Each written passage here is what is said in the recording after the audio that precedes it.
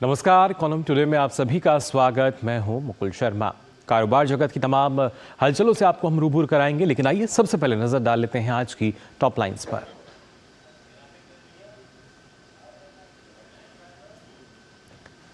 आपको बता दें, प्रधानमंत्री नरेंद्र मोदी आज नई दिल्ली में global partnership on artificial intelligence यानी GPAI शिखर सम्मेलन का उद्घाटन करेंगे।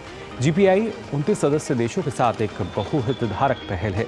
इस दौरान AI और वैश्विक स्वास्थ्य, शिक्षा और कौशल, AI और डेटा प्रबंधन और ML कार्यशाला जैसे विविध विषयों पर कई सत्र इस दौरान आयोजित किए जाएंगे। आपको बता दें, नई दिल्ली में ग्लोबल इंक्लूसिव फाइनेंस समिट के अवसर पर वित्त मंत्रालय के तत्वाधान में होने वाले 2 दिनों के कार्यक्रम में समावेशी वित्त 2023 पर एक रिपोर्ट जारी की जाएगी। 2 दिन के सम्मेलन में भारत की G20 की अध्यक्षता में फाइनेंस के भविष्य को लेकर जो दिशा तय की गई है, उसमें डिजिटल फाइनेंस और MSME फाइनेंस पर चर्चा की जाएगी।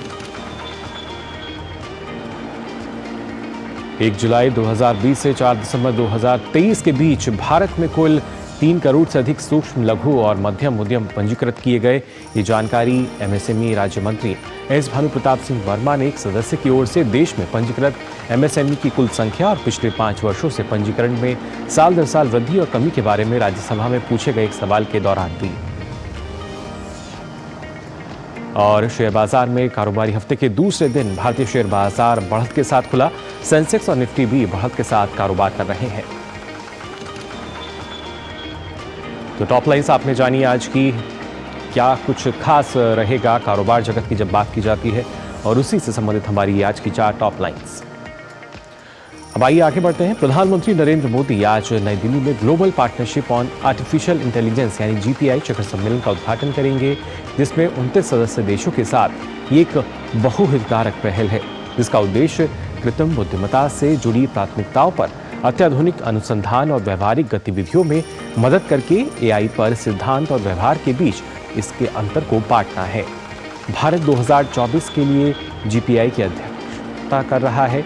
शिखर सम्मेलन के दौरान AI और वैश्विक स्वास्थ्य, शिक्षा और कौशल, AI और डेटा प्रबंधन और ML कार्यशाला जैसे विविध विषयों पर कई सत्र आयोजित इस दौरान किए जाएंगे। शिखर सम्मेलन के अन्य आकर्षणों में अनुसंधान संगोष्ठी, AI गेम चेंजर्स अवार्ड और इंडिया AI एक्सपो शामिल है। इस शिखर सम्मेलन में देश भर से 50 से अधिक GPAI विशेषज्ञ और करीब 150 से अधिक वक्ता भाग लेंगे। इसके अलावा Intel, Reliance, Jio, Google, Meta, साथ ही NWS, Yotta, Netweb, Paytm, Microsoft, Mastercard, NIC, NTPI, इमर्स, जियो हैप्टिक, भाषिनी आदि सहित दुनिया भर के शीर्ष AI गेम चेंजर्स अलग अलग कार्यक्रमों में हिस्सा लेंगे। इसमें युवा AI पहल के तहत विजेता छात्र और स्टार्टअप भी अपने AI मॉडल और समाधान प्रदर्शित करेंगे। वहीं नई दिल्ली में आपको बता दें, आज से ग्लोबल इंक्लूसिव फाइनेंस समिट के अवसर पर वित्त मंत्रालय के तत्वाधान में होने वाले इस 2 दिवसीय कार्यक्रम में समावेशी वित्त 2023 पर एक रिपोर्ट जारी की जाएगी।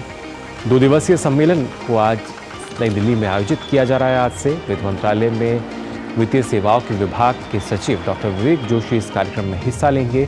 2 दिन के सम्मेलन में भारत की G20 की अध्यक्षता में फाइनेंस के भविष्य को लेकर जो दिशा तय की गई है, उसमें डिजिटल फाइनेंस और MSME फाइनेंस पर चर्चा की जाएगी। सम्मेलन में देश के सरकारी और निजी क्षेत्र के बड़े वित्तीय संस्थान के दिग्गज जेम ट्रिनिटी वित्तीय समावेशन और माइक्रो फाइनेंस के भविष्य पर चर्चा करेंगे। तो ये तो बात हुई किस तरीके से, देखिए आज कुछ खास रहने वाला है, कुछ और भी जानकारी आपको देंगे, लेकिन उससे पहले हम यहाँ रुक रहे हैं एक छोटे से ब्रेक के लिए। साल, बरस और सदी नहीं, एक युग गुजर जाएगा। उम्र न पूछो वंडर की, जब फर्क नजर आएगा। वंडर सीमेंट, फर्क नजर आएगा। तुम्हें पता है इन्वेस्टर्स के लिए कि इन्वेस्टर प्रोटेक्शन फंड होता है IPF, लेकिन अगर तुम्हारा ट्रेड एक्सचेंज पर एग्जीक्यूट नहीं हुआ या फिर कोई गारंटीड रिटर्न्स वाली स्कीम है, तो ये IPF आपकी मदद नहीं कर सकता है। और अगर आपका ब्रोकर ही डिफॉल्टर बन जाए तो फिर IPF आपको कॉम्पेंसेशन दिला सकता है। कहाँ से सीखा? NSE की साइट पर। समझ कर इन्वेस्ट कर। ब्रेक के बाद आप सभी का एक बार फिर स्वागत। आप देख रहे हैं इकोनॉमी टुडे। अब आइए आगे बढ़ते हैं और यहाँ बात कर लेते हैं बाजार को लेकर आज क्या स्थिति बाजार की बनी हुई है। सबसे पहले गिफ्ट निफ्टी की अगर बात की जाए तो आप देख सकते हैं 12.50 अंकों की तेज़ी, जिसके बाद जो ये है 21,144.50 पे नज़र आ रहा है। और साथ ही गिफ्ट निफ्टी की आपने स्थिति देख ली, जैसा हम बता रहे थे कि हरा रंग जो है वो यहाँ नज़र आ रहा है। एक बढ़त जो है वो फिलहाल बनी हुई है गिफ्ट निफ्टी के बाद। अब नज़र डालेंगे सेंसेक्स पर भी, वहाँ क्या स्थिति बनी हुई है आइए जान लेते हैं। आप देख सकते हैं 91.02 की अंकों की जो तेज़ी है वो यहाँ नज़र आ रही है। और आज एक बार फिर 70,019.55 ये दर्ज किया गया, यानी 70,000 से ऊपर जो सेंसेक्स की ओपनिंग है वो आज फिर से हुई है। और अब खासतौर से अगर बात की जाए निफ्टी 50 की तो आप देख सकते हैं 24.05 अंकों की तेज़ी के साथ ये करीब 21,021.15 पर बना हुआ है, यानी निफ्टी 50 भी यहाँ 21,000 से ऊपर चल रहा है। और ऐसे में अगर अब बात की जाए आज के टॉप गेनर्स की तो आप देख सकते हैं HDFC life, M&M, BPCL, hero MotoCorp और अडानी पोर्ट्स, ये आज के 5 टॉप गेनर्स जहां पे हम देख सकते हैं लगातार जो हरा निशान है वो नज़र आ रहा है, यानी किस तरीके से इनमें बढ़त के साथ कारोबार हुआ। लॉसर्स कौन से रहे हैं वो भी आइए जान लेते हैं। आप देख सकते हैं ONGC, Infy, LT, Apollo hospital और नेस्ले इंडिया, आप देख सकते हैं ये 5 आज के टॉप लॉसर्स दर्ज किए गए हैं, जहाँ पे लाल रंग के साथ फिलहाल जो कारोबार है वो होता नजर आ रहा है। तो ये तो बात हुई टॉप लॉसर्स की। अब बात कर लेते हैं ग्लोबल मार्केट में क्या स्थिति बनी हुई है। US मार्केट की सबसे पहले अगर बात की जाए, आप देख सकते हैं डो जोन्स फ्यूचर 12.94 अंकों की तेज़ी, S&P में 18.07 की तेज़ी, तो नेस्डेक में भी 28.51 की जो तेज़ी है बनी हुई है, यानी बढ़त के साथ फिलहाल US मार्केट में जो कारोबार है वो होता नज़र आ रहा है। इसके बाद अगर यूरोपियन मार्केट की बात की जाए, यूरोपियन मार्केट में आप देख सकते हैं FTSE जहां थोड़ी सी गिरावट है 9.58 अंकों की, CAC और डेक्स की अगर बात की जाए तो एक तेज़ी जो है वो यहाँ पे हमें बनती हुई नज़र आ रही है यूरोपियन मार्केट में। लेकिन इसके अलावा एशियन मार्केट की अगर बात करें वहाँ क्या स्थिति है आइए ये भी अब जान लेते हैं। एशियन मार्केट की अगर बात की जाए तो आप देख सकते हैं यहाँ गिफ्ट निफ्टी, निकाई और कॉस्पी तीनों में ही जो तेज़ी है वो नज़र आ रही है। निकाई में 217.99 अंकों की तेज़ी है, तो गिफ्ट निफ्टी भी 53 अंकों की तेज़ी के साथ फिलहाल कारोबार करता हुआ नज़र आ रहा है। अब आइए आगे बढ़ते हैं और नज़र डालते हैं यहाँ पर ब्रेंट क्रूड पर भी। आप देख सकते हैं $76 प्रति बैरल आज दर्ज किया गया है और यहाँ करीब 0.03 अंकों की जो गिरावट है वो फिलहाल दर्ज की गई है। तो जाना आपने क्या स्थिति रही है यहाँ पर आज की अगर बाजार की बात की जाए। और इसी के साथ ही यहाँ वक्त हो चला एक छोटे से ब्रेक का। जल्द हाजिर होंगे, आप बने रहिए DD न्यूज़ पर। साल, बरस और सदी नहीं, एक युग गुजर जाएगा। उम्र न पूछो वंडर की, जब फर्क नजर आएगा। वंडर सीमेंट, फर्क नजर आएगा। ब्रेक के बाद आप सभी का एक बार फिर स्वागत और आइए अब देखते हैं आज का फोकस।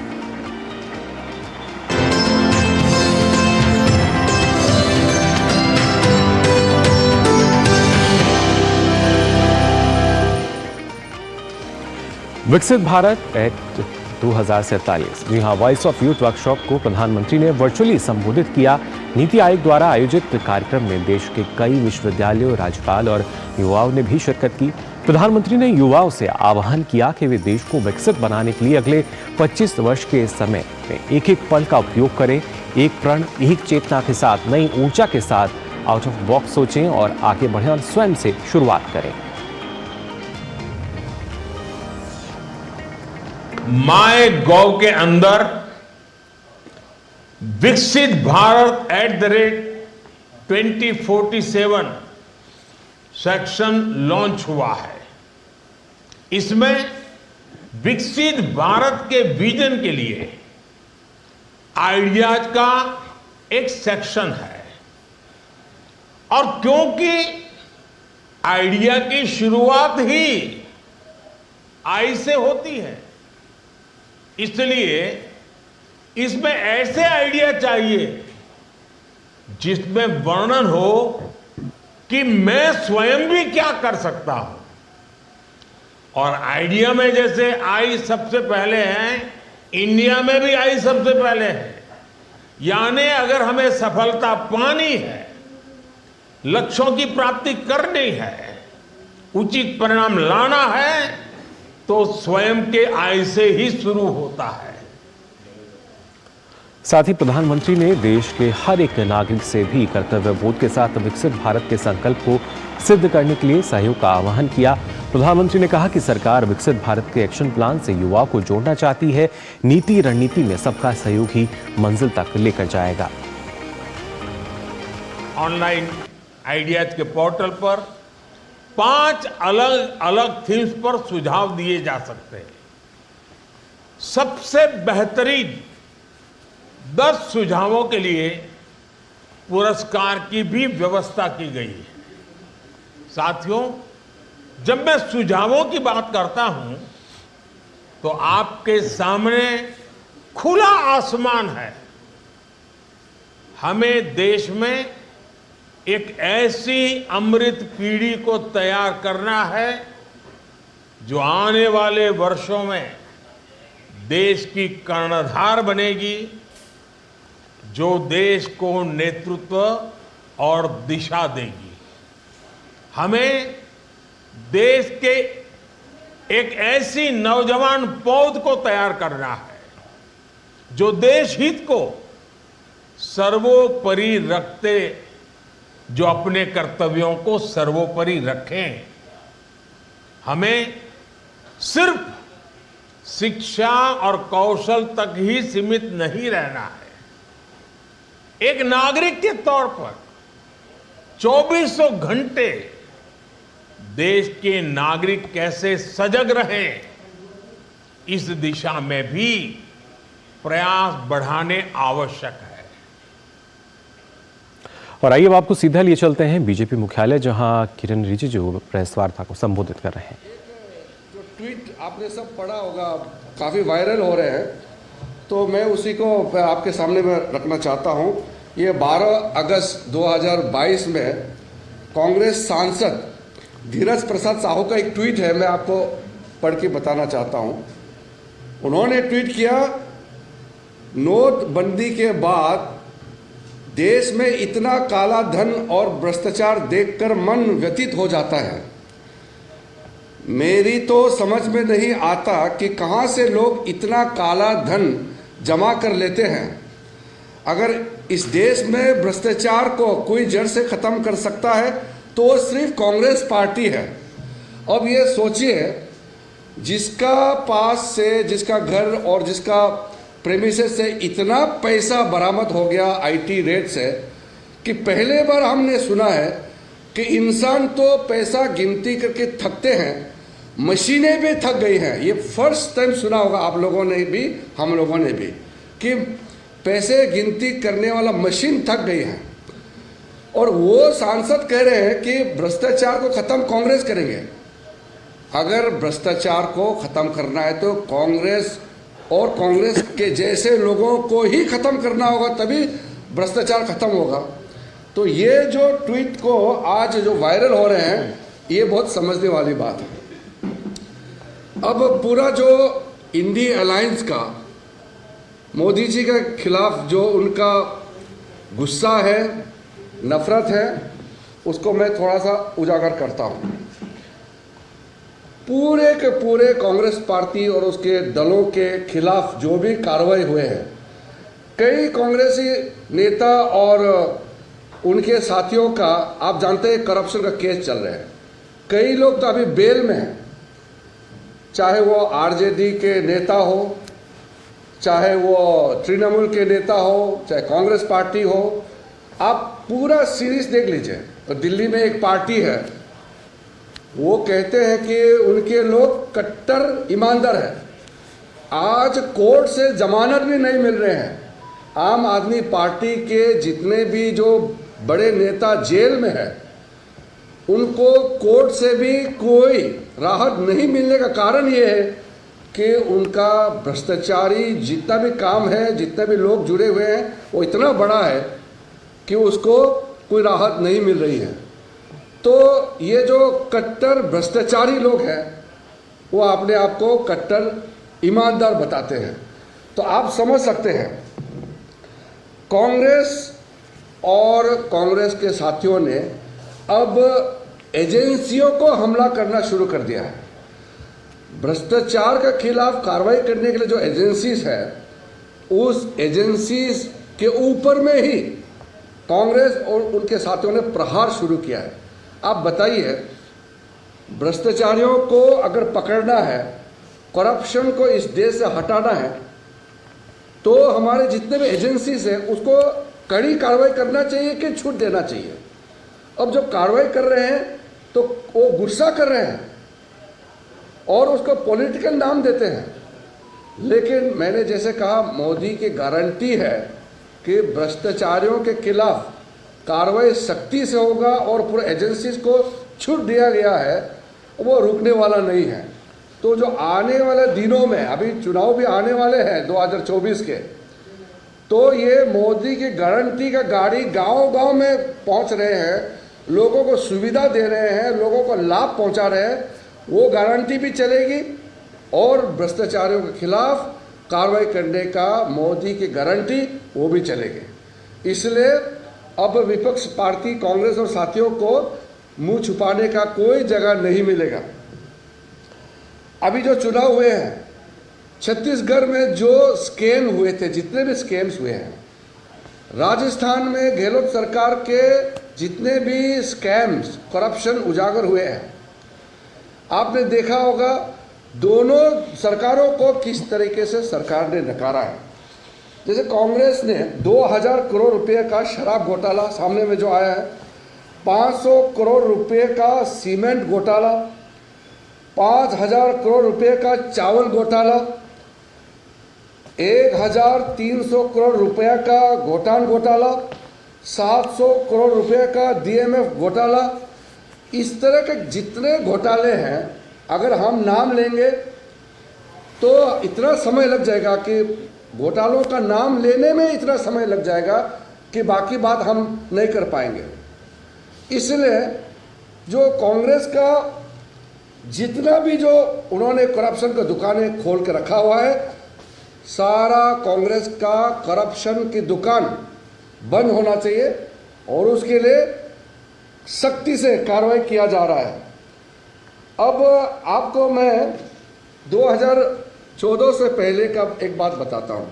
हम लोग अपोजिशन में थे, हम अपोजिशन एमपीज थे। न्यूज़पेपर में हर एक दिन कांग्रेस सरकार के घोटाले आप लोग ने देखा होगा। न्यूज़पेपर में, डेली न्यूज़पेपर में कितना घोटाले दिन भर दिन उजागर होते रहते थे, लोग थक जाते थे। मोदी सरकार के 9 साल पार होकर के 10 साल होने वाले हैं। किसी मंत्री का ऑफिस में कोई घोटाला आपने सुना है, देखा है? आज के ज़माने में ये इलेक्ट्रॉनिक दुनिया है, मोबाइल का दुनिया है, टेक्नोलॉजी का दुनिया है। आज कोई भी गलत काम करेगा, गलत बात बोलेगा, तुरंत उसका रिकॉर्ड हो जाता है। ऐसा डिजिटल युग में भी मोदी सरकार का कोई भी मंत्री या मंत्रालय में एक भी करप्शन सामने में नहीं आने का कारण यह है कि प्रधानमंत्री नरेंद्र मोदी जी खुद इतना साफ और इतना सख्ती से करप्शन के खिलाफ काम करते हैं कि भारत सरकार में कोई सोच भी नहीं सकता है कि करप्शन का कोई काम करेगा। तो इतना क्लीन गवर्नमेंट जो आज देश को मिला है, इसलिए एक के बाद एक आप देख रहे हैं कि राज्यों में लोग मोदी जी को भरोसा कर रहे हैं, उसके नेतृत्व में आगे बढ़ रहे हैं। एक दो मैं आपको और बताऊंगा। इंडिया अलायंस के और एक दो जो घोटाले सामने में आए हैं। बेंगलुरु में कांग्रेस नेता के रिश्तेदार के यहाँ 42 करोड़ केस बरामद हुए हैं। चेन्नई में आयकर विभाग की छापामारी में 142 करोड़ रुपया का जब्त हुआ है। बिहार में मुख्यमंत्री रहते हुए लालू प्रसाद का करप्शन के बाद उनके सारे जो खानदान हैं उनका भी अभी जो जमानत बैठे हैं, सबके सब करप्शन आपको दिखाई दे रहे हैं। पश्चिम बंगाल में ममता जी के सरकार में भ्रष्टाचार से लिफ्ट जितने मंत्री हैं आपने देखा होगा, पार्थ चैटर्जी, ज्योति प्रिया मलिक, जीवन कृष्ण साहा और मणिक भट्टाचार्य वर्तमान में जेल में हैं। तमिलनाडु के बिजली मंत्री और डीएमके के बड़े नेता है सेंथिल बालाजी को भी अभी तक जमानत नहीं मिल पाया है। अरविंद केजरीवाल के जितने जो कट्टर भ्रष्टाचारी मंत्री लोग सांसद जेल में हैं, आप लोग ने देखा है, उसका कोई कोर्ट में संज्ञान नहीं ले रहा है उनका बेल का। और साथ साथ में झारखंड में छापेमारी में अधिकारी के द्वारा 20 करोड़ केस बरामद हुए हैं। मनरेगा में 500 करोड़ का घोटाला, अवैध खनन में 1500 करोड़ का घोटाला, भूमि घोटाले में 3000 करोड़, शराब घोटाले में 1500 करोड़ घोटाले। इस तरह के मैं जैसे कहा कि पूरा जो लिस्ट को मैं गिनती करूंगा तो आप भी परेशान हो जाओगे। आप यहाँ से पार्लियामेंट या अपना ऑफिस नहीं पहुँच पाओगे, इतना लंबा करप्शन का लिस्ट है।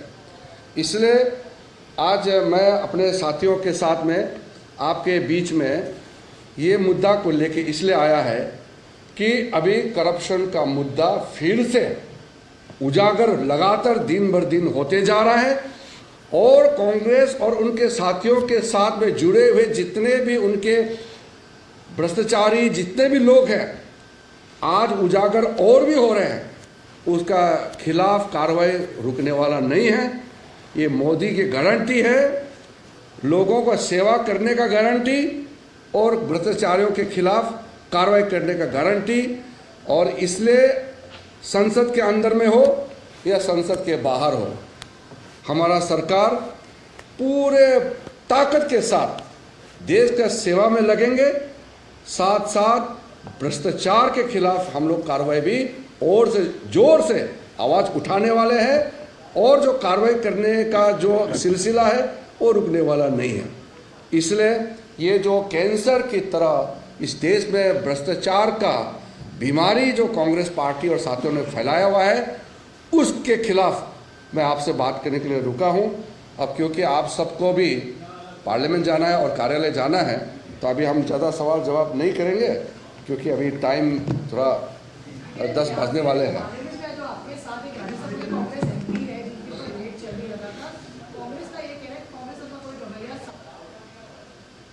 तो सीधे तौर पर यहाँ किरण रिजिजू ने यही कहा कि जो इंडी गठबंधन है इन्होंने पूरे देश में कैंसर बीमारी की तरह भ्रष्टाचार को फैला दिया है और अब बीजेपी इस भ्रष्टाचार को निकालने का, जड़ से उखाड़ने का काम कर रही है, जिस पर ये तमाम जो इंडी गठबंधन के दल हैं इनको दिक्कतें आ रही हैं। फिलहाल हम यहाँ रुक रहे हैं एक छोटे से ब्रेक के लिए।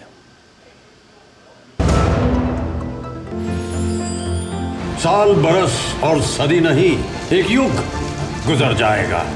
उम्र न पूछो वंडर की, जब फर्क नजर आएगा। वंडर सीमेंट, फर्क नजर आएगा। ब्रेक के बाद आप सभी का एक बार फिर स्वागत कौन टुडे में। और आइए अब आगे बढ़ते हैं, नजर डालते हैं कारोबार जगत से जुड़ी कुछ और खबरों पर फटाफट अंदाज में। उद्योग मंडल फिक्की के नवनियुक्त अध्यक्ष अनीश शाह ने कहा कि हमने अब तक 7.8% और 7.6% वृद्धि के बेहतर आंकड़े देखे हैं। हम देख रहे हैं कि कई कंपनियां निवेश कर रही हैं और क्षमता बढ़ा रही हैं। इसलिए अनुमान है कि 2023-24 में आर्थिक वृद्धि दर 7.5 से 8% तक रहेगी। वहीं अगले वित्त वर्ष में जीडीपी की वृद्धि दर 8% या उससे अधिक रह सकती है। वित्त मंत्री निर्मला सीतारमण ने कहा कि खुदरा मुद्रास्फीति अब स्थिर है और कुछ मौक़ों पर मुद्रास्फीति में अस्थायी वृद्धि वैश्विक झटकों और प्रतिकूल मौसमी परिस्थितियों के कारण मांग आपूर्ति में अंतर बढ़ने के कारण हुई है। लोकसभा में एक लिखित जवाब में सीतारमण ने कहा कि भारत की खुदरा मुद्रास्फीति अप्रैल-अक्टूबर 2022 में 7.1% की औसत से घटकर 2023 की इसी अवधि में 5.4% हो गई है। केंद्र सरकार ने राज्यसभा को बताया कि 1 जुलाई 2020 से 4 दिसंबर 2023 के बीच भारत में कुल 3 करोड़ से अधिक सूक्ष्म, लघु और मध्यम उद्यम पंजीकृत किए गए। एमएसएमई राज्य मंत्री एस भानु प्रताप सिंह वर्मा ने एक सदस्य की ओर से देश में पंजीकृत एमएसएमई की कुल संख्या और पिछले 5 वर्षों से पंजीकरण में साल दर साल वृद्धि और कमी के बारे में पूछे गए एक सवाल के लिखित जवाब में ये जानकारी दी। श्रम और रोजगार राज्य मंत्री रामेश्वर ने लोकसभा में एक लिखित उत्तर में कहा कि ईपीएफओ ने वित्त वर्ष 2022-23 के दौरान ईटीएफ में 53,000 करोड़ रुपए का निवेश किया था, जो 2021-22 में 43,000 करोड़ रुपए से अधिक है।